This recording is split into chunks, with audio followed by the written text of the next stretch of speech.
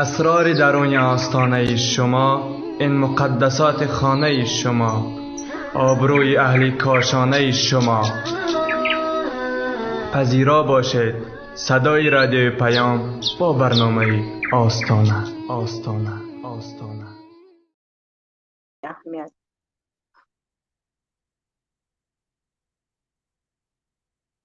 سلام علیکم و رحمت الله و برکاته. باید آغاز کنیم.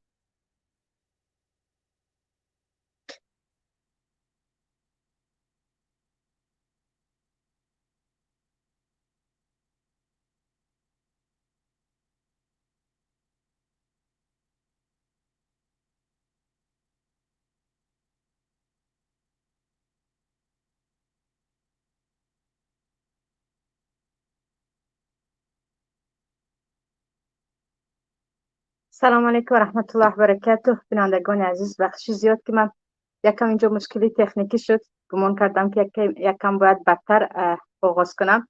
امروز عزیزان چگونه که دیده ایستاده اید، یکی از موضوعهای خیلی مهمه که امروز دارد جامعه ما رو، مردم ما رو نگران میکند. ایدی چرا عروسکان علل خصوص دخترکانی که نو عروس شدن یا راهی حل مشکلی رو فرار از خانه دیده ایستادن و یا اینکه راهی حل مشکلی رو خودکشی یا تهدید به خودکشی تهدید میکنن که من خودم رو میکشم. چرا؟ یعنی راهی حل اکثریت خواهران در این چیز است. میخوام همین موضوع اولیوی رو همراه شما صحبت کنیم، برای اینکه وقتهای اخیر واقعا یک موضوع نگران کننده و یک داغ روز است. یک داغ روز است که عروسکی رو عکسش رو نمایان میکنند که پس از ازدواج از خانه فرار کرد، عروسکی دیگری رو که به قصد خودکشی دارو استعمال کرد، عروسکی دیگری رو که نوشته است یا اینکه از خود درک داده است که من خودکشی میکنم یا خودکشی خواهم کرد. علل خصوص در زنها و در عروسک های نوخانه‌دار و این چونین در بعضی از جوان زنهای تا 35 ساله 36 ساله این مشکل رو دیده می شود که پیشتر اونقدر خبردار نبودیم، پیشتر از این موضوع اونقدر نمی گفتن، اما الان خیلی دارد این مسئله هم در بین مردم پخش شدن میگیرد و گویا که به یک مود تبدیل شده است.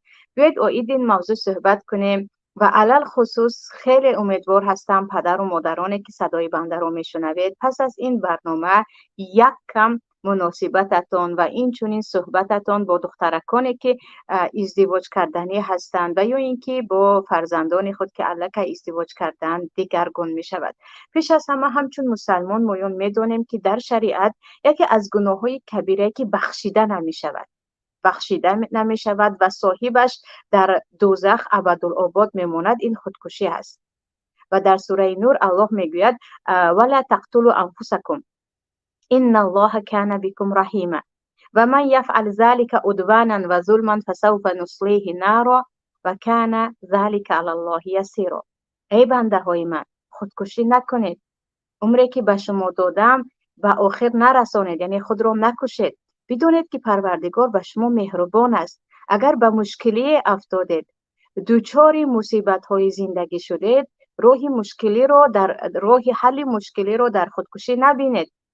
من به شما مهربان هستم، راه حل در نزد من است. اما کسی از شما این سخنی مرا نادیده گرفت و باز هم به خودکشی دست زد، بداند که او را ما وارد جهنمش میکنیم.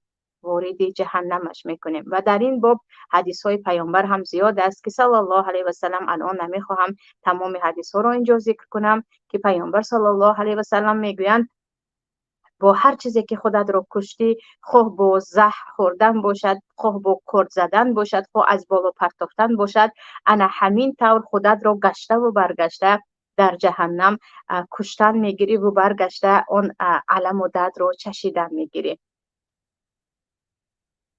و اینجا یک راهی حل را زیادی ها در خودکشی بینند، یا اینکه تهدید کنند که اگر این مشکلی حل نشود من خودم را میکشم. دویم راهی حل اکثریت الان فرار است، برآمده از خانه رفتن. خواه فرار به خانه پدر و مادر باشد، خواه فرار به یگان جای دوره باشد که یک مقدار یا یک مدت بعضی عروسکان یا بعضی دخترکان ناپدید میشوند، یعنی از خانه گریخته میروند یا فرار میکنند. درباره قصه های دختران فراری یا همسران فراری زیادتر در دولت های همسایه علل خصوص ایران پیشتر شنیده میشد که این به یک چیز عادی هم تبدیل شده است، اما سالهای آخر در تاجیکستان هم زیاد شنیده می شود. پس سبب چیست؟ سبب چیست که آن همه ما چگونه که زن تاجیک رو همچون یک سنگ صبور می شناختیم، زنی که بالای همه مصیبت ها می تواند صبر کند و او ستون خانواده خود را همیشه برای داشتن به همه قربانی ها تیار هست، آماده هست، از عهده‌اش می براید.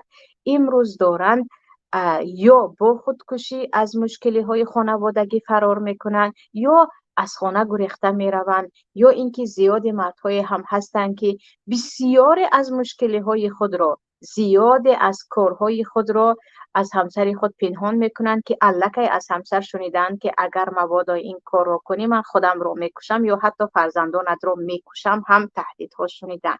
بیاید ببینیم سبب چیست.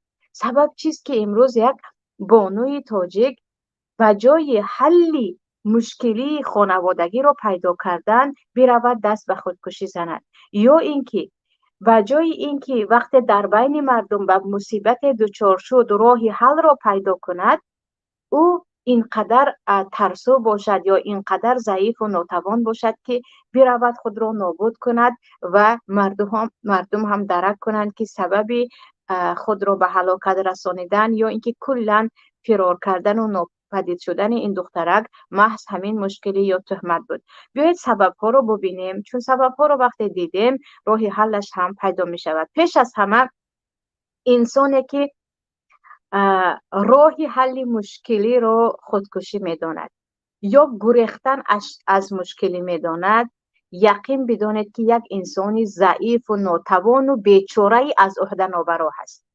انسان های از عهده نابرایی که از عهده مشکلات نمی برایند، از عهده یا گفتیم خودشان نمی برایند، راه حل را در گریختن می بینند یا حیات خود را محو کردن یا خود را نابود کردن می بینند.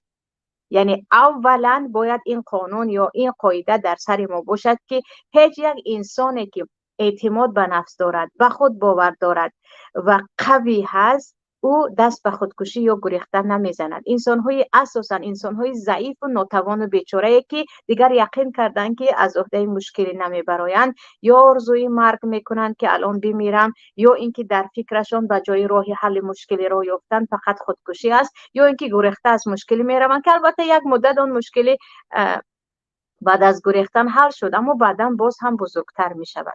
پس چی کار کنیم که یک زنی تاجیک، یک بانوی تاجیک، یک عروسک 18 ساله و 19 ساله اینقدر قوی باشد که برابر مشکلی ها راه فرار را پیش نگیرد، بلکه بگوید که راه مشکلی، حل این مشکلی را من باید پیدا کنم تا اینکه زندگی دوام یابد.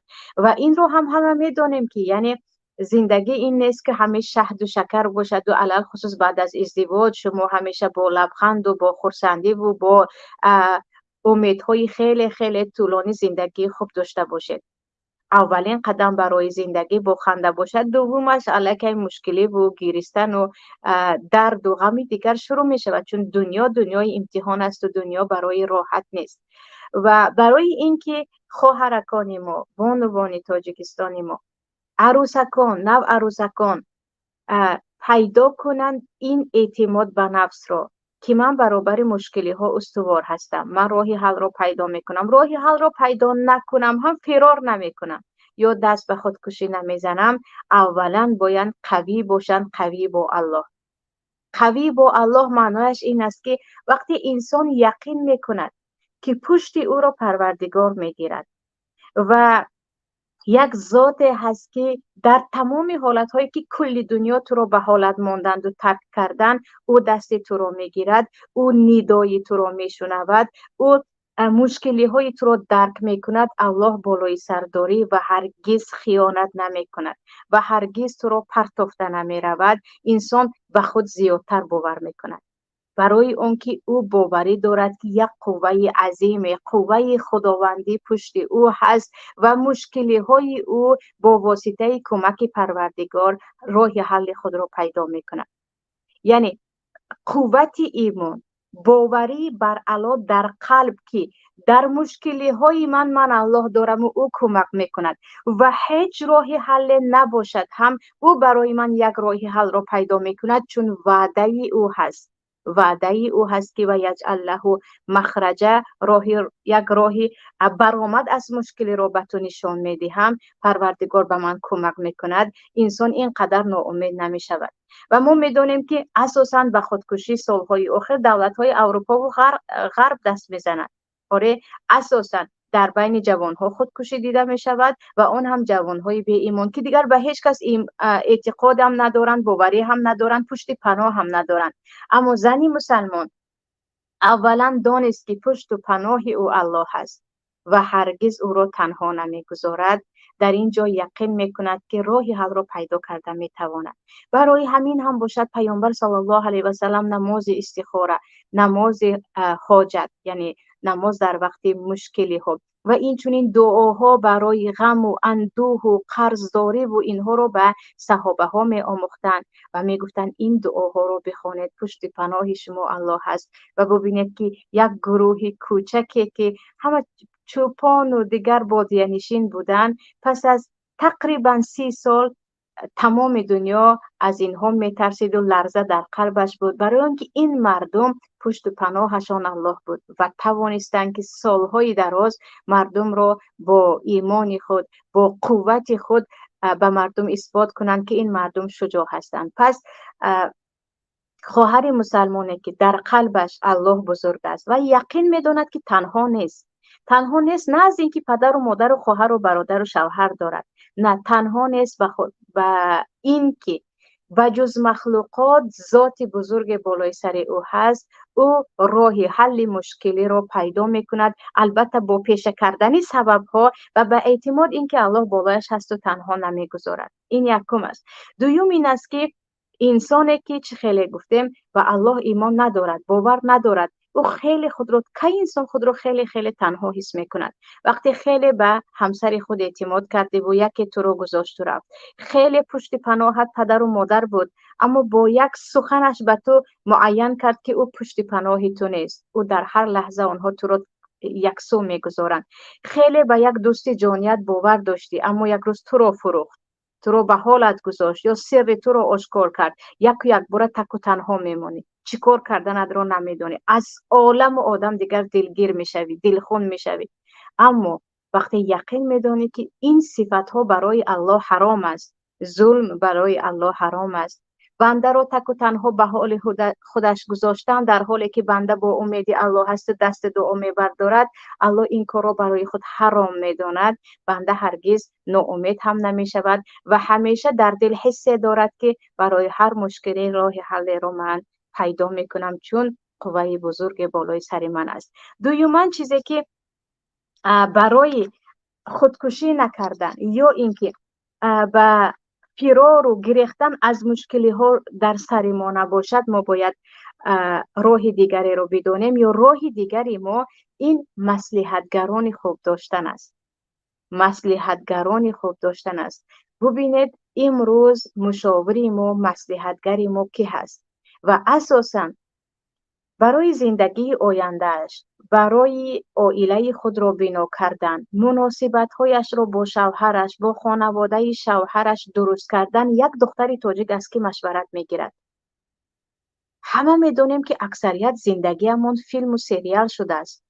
مویون زیاد کینو میبینیم یا قصه یک دروغین یک سراینده رو میشنویم که از خیلی خوشحالی های خود در یوتیوب و در دیگر جایها اعلام میکنه شوهرم این خرید و اون خرید و انا این کرد و اون کرد و مهربان است، یا یک فیلم رو میبینیم و بر اساس همان برای خود نقشه میکشیم که گویا که زندگی همین گونه باید باشد، در حالی که خیالی بافته از زندگی دیگر فرق بزرگ دارد. این دیگر چیز است، حقیقت دیگر چیز است، خیال چیز دیگر است. پس خواهرانی که یک مصلحتگری خوب دارند، یک مشاوری خوب دارند در زندگی، بعضا مشاورت مادرت می شود، بعضا پدرت می شود، بعضا برادرت می شود، بعضا خواهرت می شود، بعضا استادت می شود، بعضا یک دوستی که اگرچه جوان است خیلی تجربه دارد او می شود. یعنی مشاور باید نفری باشد که در حقیقت با مشورتش راه حل مشکلی را نشان میدهد، نه اینکه بدترش میکند. بعضیا میگن در همه حالت مادر من مشاوری من است، در حالی که مادر خودش در زندگیش هرگز کامیاب نبود. بعضیا پدر خود را مشاور خود قرار میدهند، در حالی که پدر خیلی یک انسانی عصبی هست و همیشه راه حل را در جنجال میبیند. بعضیا دوست خود مشاور خود قرار میدهند، دوستی که فتنه‌گر است و به جای مشورت دادن جنگ انداز است. در اینجا باید حتی پدر و مادر کمک کنند که در حالتهای مصیبت از من هم فلانی تجربه زیاد دارد، می توانی از فلانی مشورت گیری، می توانی از فلانی بروی و درباره حل مشکلی هایت سوال کنی و او برایت کمک کند. یعنی یک مشاوری خوب داشتن در زندگی برای یک انسان چقدر زندگیش را آسان میکند. یک نفری که به جای اینکه شما را بشنود و بعدا به دیگران بگوید، شما را میشنود و برای شما راه حل را نشان میدهد. یک نفری که به جای اینکه همراهتان بگیرید، برعکس به شما قوت میبخشد که نه با گریه تمام نکن، این مسئله راه حل دیگر دارد. برای همین ما خیلی خیلی هم برای فرزندان خود هم برای خود مشاوران محتاج هستیم، نیاز داریم که آنها در حقیقت اهل خرد هستند، اهل تجربه هستند و میتوانند. از اینکه دخترک در وقت درماندگیش جایی را ندارد، کسی را ندارد که پناه پرسد، نمیتواند به کی گوید چی کار کند. آره ما گفتیم ایمان است، اینجا اعتقاد به غیب است، اما حالتهای هم هست که تو باید به نزد کسی روی و به او بگوی که من مشکل دارم. بعضی هستن پدرهایی که همیشه من هستم، چی مشکلی مادی چی معنوی شد به کسی نگو، فقط بیا با من گو، من همراهت هستم، راهش رو به تو نشان میدیم. در همه حالت ها دخترک تمام عمر آسوده خاطر است که پدرم هست، در بعضی مصیبت ها حتی مصیبت های مالی پیش او میروم.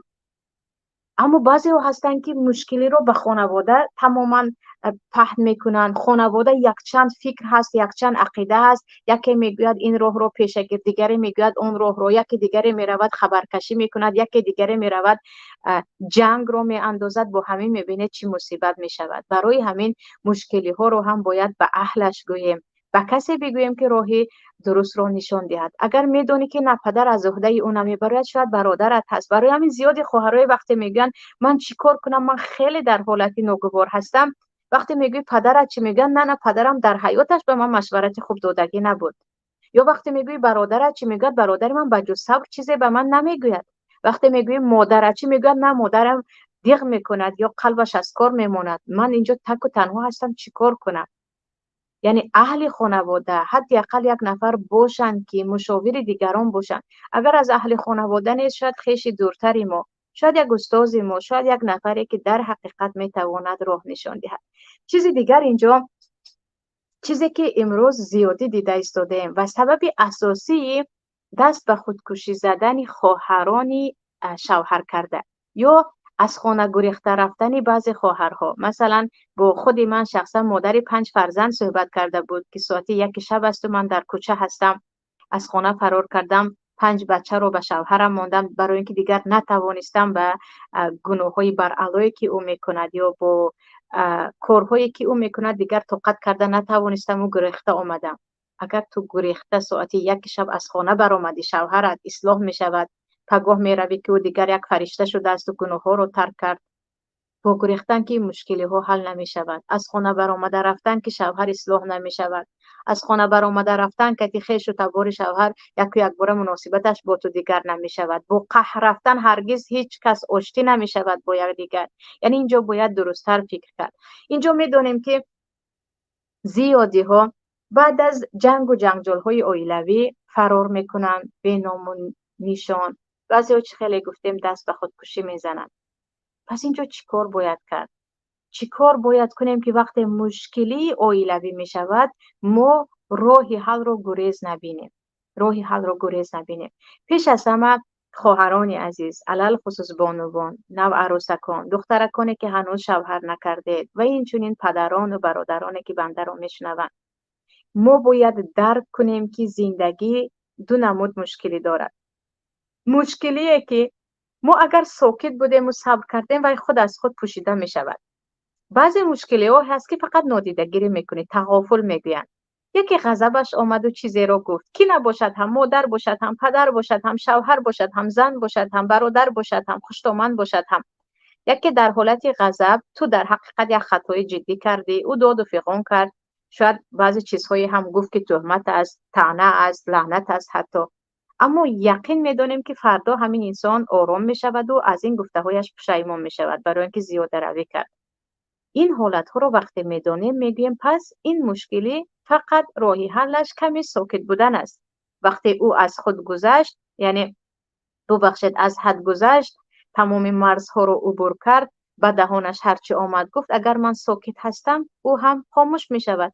شاید از خانه برآمدیم گریخته، نه 1 ساعت 2 ساعت از نزد او دور شده، یا با اجازت دیگران 1 روز 2 روز رفتیم نزد خویش و تبار با اجازت و با مصلحت، همچون قهر نه، من 1 روز دور شوم شاید غضب ها خاموش شود. یعنی بعضی مشکلی ها هست که به نظر ما خیلی بزرگ است، اما وقتی درست فکر کردیم یک مشکلی کوچک است، اما از اینکه آتش غضب وقتی شعله‌ور شد دیگر خواه و ناخواه انسان دهانش رو کنترل کرده نمیتواند. اون طرف که هم نباشد، یعنی اعضای خانواده ما، به دهانش هرچی آمد میگوید، اما یقین میدونیم که او جدی نیست در این گفته‌هایش. او فردا از همین گفته‌هایش پشیمان میشود اگرچه عذر نپرسد. در اینجا مشکلی رو به حالش مانید، خود از خود آتش از میسوزد و خاموش میشود. اما مشکلی های دیگری هم هست که علاج نیست که خاموش باشید. خاموشی شما مشکلی رو دچار زیاد کردن میگیرد. در این وقت راهی حل رو با گریز خودکشی نه، حتما میتوانیم راهی حل رو با مشورت پرسیدن یا اینکه با کمی درست فکر کردن که من چیکار کنم که الان از این مشکلی خارج شوم. راهی حل رو باید درست فکر کرد. یعنی بعضی هم میگویند که در همه حالت باید صبر کنی، خود از خود مشکلی حل می شود.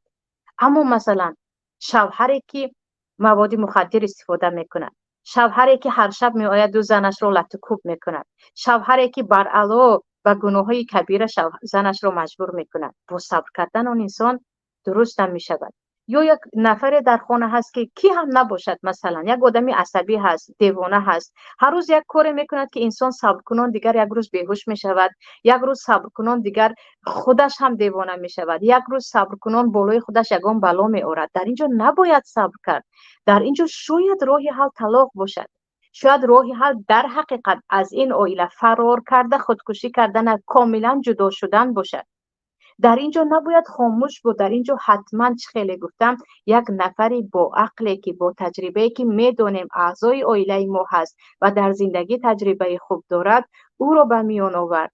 یا اینکه یک خویش تبار شوهر را و گفت که انمی مشکلی در بالای من هست که من نمیتونم صبر کنم. یعنی مشکلی ها رو باید جدا کنیم که به کدامش میشود صبر کرد و چشم پوشید خود از خود حل میشود، چون در همه خانواده ها هست. مثل جنجال های بعضی زن و شوهری که بین پیامبر صلی الله علیه وسلم و همسرانشان جنگ و جنجال بود، بین دختران پیامبر و شوهرانشان حضرت علی و حضرت فاطمه رضی الله عنهما اجمعین. میدونیم که در صحیح بخاری است دربارش. بعضی مشکلی های هست که آره صبر کن چشم پوش تمام می شود، اما مشکلی های دیگری هست که دخترک بداند که این چیزی صبر میکردن نیست، این چیزی هست که عاقبتش نابودی هست، عاقبتش خراب شدن اعصاب است، عاقبتش رفته رفته انسان دیگر به حیوان تبدیل یافتن است. یعنی بعضی زنها اینقدر شرطه خوردن، اینقدر تحقیر شدن که فراموش کردن که انسان هستند. اینجا نباید صبر کرد. و این مشکلی رو آیا ما میتوانیم به این مشکلی صبر کنیم یا اینکه در حقیقت چیزی صبر کرده نمیشدگی؟ این رو باید زن فرق کند. یعنی انسان صاحب عقل باید فرق کند، برکشیده نمیتواند، باز برگردد به اهل علم یا به نفری که میتواند جدا کند. چیزی دیگر مسئله تهمت است. مثلا 2 خواهری که درباره خودکشی با بنده شخصا صحبت کردن، یکی گفت از این که هم شوهرم هم خوشتومنم مرا تهمت به دزدی زدن گفتن تو دوست هستی. و شوهرم هم پشتی مرا نگرفت، شوهرم هم در کنار من نبود. من حتی به خودکشی راضی شدم که چرا من وقتی که دوست نیستم مرا خوشتامن دوست میگوید و شوهرم هم طرفی مرا نمیگیرد. من راضی بودم که با اینکه مادر هستم خودکشی کنم، ولی شکر پروردگار بعداً فهمیدم که این گناهی کبیره است، دست نزدم، اما تا هنوز نبخشیدم. در این باره بود. خواهر دیگر از اینکه تهمت شده بود که شوهرش او را به بیراهگی تهمت کرده است. او گفته بود که من وقتی پاک دامن هستم و یقین به این دارم و شوهرم مرا بیراه گفت و حتی به خواهرش اعلان کرد، من راضی شدم که خودکشی کنم، چاره را دیگر ندیدم. ببینید دو داستانی به هم مانند که بنده شخصا با این دو خواهر صحبت کردم. وقتی تهمت میشوند میگویند من خودکشی میکنم، دیگر راهی چاره نیست. اکنون نگاه کنید، آیا تهمت شدن تا این اندازه مصیبتی هست که تو دیگر و پروردگارت ناراضگی کنی و جانی که الله به تو داده است او را بگیری، خودت را بکشی و ابدالآباد جایت جهنم شود و هم در صحیفه تاریخ خود همچون یک زنی ترسو که خودش را کشته بود شناس شوی، هم در نزد پروردگارت یک بنده به نعمت‌های پروردگار کفر ورزیده؟ آیا تهمت تا این اندازه باید تو را شکست دهد؟ چرا این گونه یک زن مسلمان خودش اهلی مثلا دین است، مثلا از الله میترسد، باز میگوید نه من این تهمت را برداشت کنی نتوانستم و من بارها فکر خودکشی را کردم ولی بعداً آرامتر شدم. خواهرانی که تهمت شده اید و این تهمت شما را خیلی پاره کرد، یا مادرانی که تهمت شده اید و هنوز زهر آن تهمت را میچشید و یا بعضا آرزو دارد که انتقام گیرید، عزیزان مردم پروردگار خود را تهمت میکنند. اللهی که به ایشان رزق داد، آفرید، این همه نعمت ها را الله داد، الله را تهمت میکنند که اتخذ الله ولده، پروردگار فرزند دارد، نعوذ بالله، پروردگار همسر دارد، نعوذ بالله. مردم پیامبرشان را محمد صلی الله علیه و سلم را تهمت کرده بودند که تو دیوانه هستی، تو جادوگر هستی، تو ابتر و بی فرزند هستی، تو صاحب پسر نمیشوی. و مردم حضرت مریم را تهمت کرده بودند. قصه ایفک یا تهمت شدن حضرت عایشه را که تقریبا تمام مسلمان ها میدانند. انسانیت از تهمت همیشه مبرا نیست. یکی از امتحان هایی که انسان در زندگی می شود دچار شدن به تهمت است. جزای تهمتگر در دنیا و در آخرت وعده شده است که او در دنیا هم جزایش را می گیرد، با شرمندگی بخوری، در آخرت هم. این مسئله یقین است. اما این کسی که خواهری که تهمت شده، یکی شوهرت تهمت کرد، یکی بعضا پدر و مادرت تهمت کردن، یکی خویش و تبار شوهر تهمت کرد، یا عادی مردم تهمت کردن، یا خواهرکانی که در مکتب شما را تهمت کردن، یا دخترکانی دانشجویی که در دانشگاه شما را تهمت کردن، یا زنی که همسایه ها شما را تهمت کرد. این را قبول کنید که الله را تهمت کردن، پیامبران الله را تهمت کردن، همسران پیامبران را، دختران پیامبران را. حضرت مریم دختر عمران علیه السلام بودند، مادر عیسی بودند و باز تهمتشان کرده بودند. یعنی انسان تهمت می شود، خواه و نخواه انسان تهمت می شود. زبان مردم را ما کلا محکم کردن نمی توانیم، جلوی زبان آنها رو گرفتن هم می توانیم. ما می توانیم از تهمتی که شدیم با دلیل های خود را آوردن، با اینکه ما مبرا هستیم، ما از این تهمت دور هستیم، ما غافل از این تهمت هستیم، چگونه که حضرت عایشه تا آخرین لحظه از کسی بخشش نپرسیدن و گفتن من هرگز به زنا دست نزدم و این تهمت است و من انتظار هستم که الله چگونه مرا مبرا می سازد و آیت های سوره نور نازل شد. انسانی که وقتی تهمت شدید گمان نکنید که خودکشی کرده، تهمت از سر شما رفت می شود. وقتی از خانه فرار کرده رفتید، قهر کردید و 3 روز گریه کردید، 10 روز و 20 روز به کسی گپ نزدید، اعتصام طعام کردید و خوراک نخوردید و گفتی روزها دست به گلدانی زدید، با این تهمت از شما رفت می شود و کسی تهمتگر اومده از شما بخشش می پرسد که نه تو گرسنه ماندی من بخشش می پرسم، نه تو رگ دستت رو بریدی من. نه این رو نمی کند.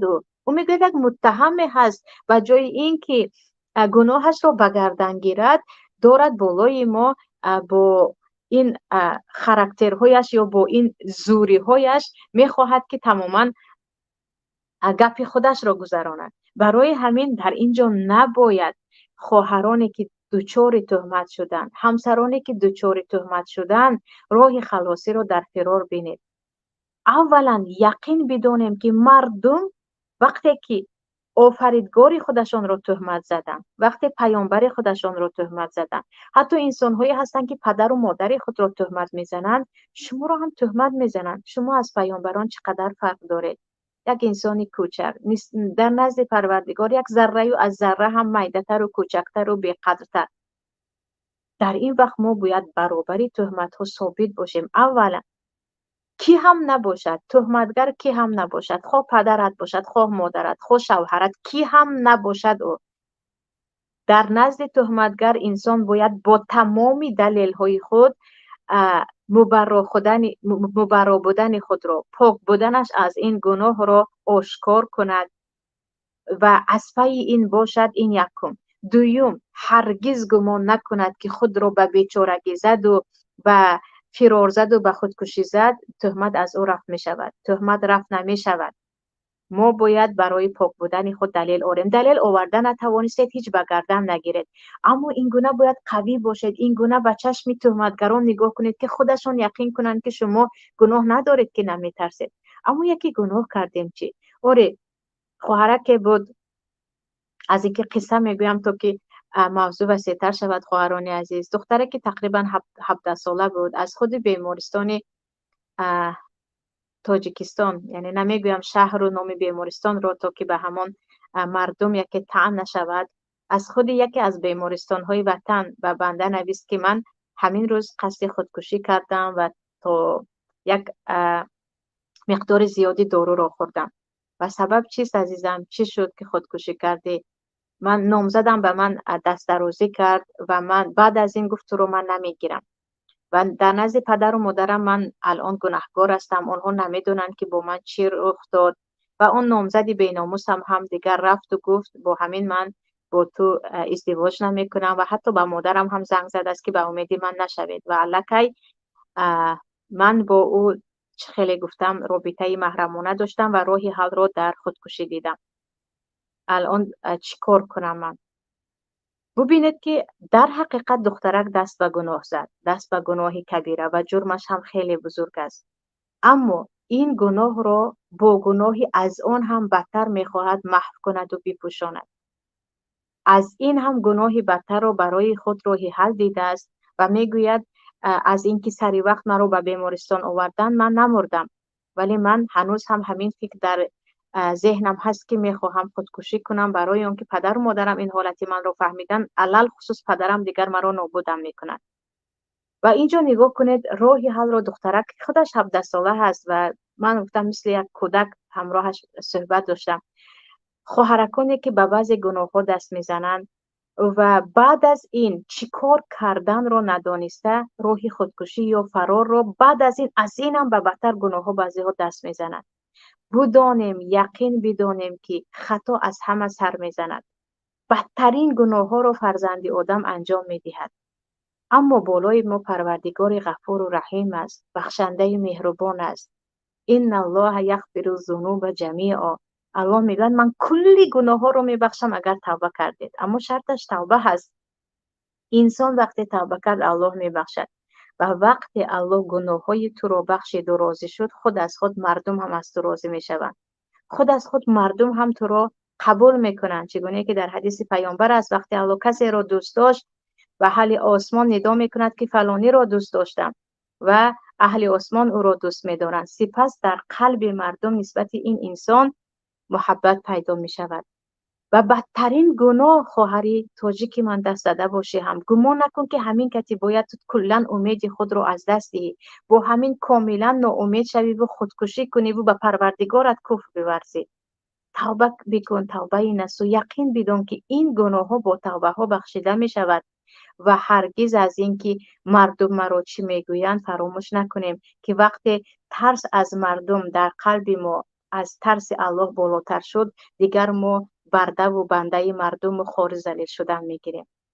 و اینجا بعد از این گفتم شاید با پدرت یا با مادرت یا عموما با از طریقه تهدید با همون بدبختی که تو رو به این روز رسانید صحبت کنی، شاید که او توبه کند، شاید با تو ازدواج کند، شاید ازدواج هم نکند، اما راه آخرین نقطه حیات این نیست. با همین دنیا تمام نمی شود، با همین دنیا تمام نمی شود. روز دیگر رو میبینی، وقت دیگر رو میبینی. رحمت پروردگار وسیع است. و خواهران عزیز، علل خصوص خواهرکانی که به خاطر اینکه نامزدشان دست کشید یا اینکه بعد از 2-3 روز شوهر کردن یا بس از مدتی شوهر کردن شوهرشان ایشان رو پرتافت و رفت یا بالایشان زنگ گرفت و دیگر حالشان را نمیپرسد یا اینکه زندگیشان ویران شد، تماما کلی حیات عائلوی آنها نابود شد. بدانید که زندگی فقط با حیات عائلوی نه. انسان باید بداند که اگر یک شوهر از او دست کشید یا شوهر از بهرش برآمد یا شوهر او را طلاق داد، این معنیش این نیست که الله هم از بهر تو گذشت. این معنیش این نیست که تو انسانیتت، وجودت، حیثیت هم از بین رفت، عالم و آدم از تو دست کشید. نه، یک نفر فقط از بهر تو برآمد، میلیون ها نفر دیگر هستند که دست تو رو میگیرن، فقط به شرط اون که اعتماد کنی که بالای سر تو پروردگار است و قدر خود را بدانی و قدر خود را بدانی. یعنی از اینکه یک نفر مرا تهمت کرد، از اینکه یک نفر از بهر من برآمد، من از بهر خودم وقتی میبرایم گفتن این چی ضعیفی است، چی ناتوانی است، چقدر خود را بی ارزش قبول کردن و خود را هیچی ندانستن است. و در اینجا هم پدر و مادر از خرده باید این رو به فرزند یاد بدهند که در حیات پدر و مادر هم آره نقش بزرگ دارن، اما پدر و مادر نباشد تو چی کار میکنی؟ زندگی تو بی پدر و مادر چگونه میشود؟ آره شوهر نقش بزرگ در حیات یک زن هست، اما یکی شوهر نشد و رفت و موند، زنک باید چی کار کنه؟ زندگیش رو چگونه دوام دهد؟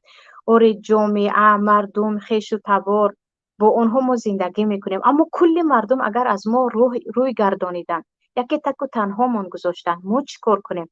ما از بحر خود برایم چون مردم از بحر ما برآمدن، یا اینکه زندگی رو دوام دهیم، قوی باشیم، با امید باشیم تا که مردم بدانند که ما اولا نیاز ما به پروردگار است، دویما در نزد خود قدر داریم. شما قدر نکنید هم خود به قدر خود رسیدن یکی از راه‌هایی هست که انسان میتواند برابر مصیبت ها، برابر مشکلی هایی که در زندگی می شود قوی باشد، برابر مصیبت ها. برای همین همیشه میگویند تقویم ذات یا قوی کردن شخصیت، قوی کردن قلب، قوی کردن وجدان، قوی کردن عموما هستیت.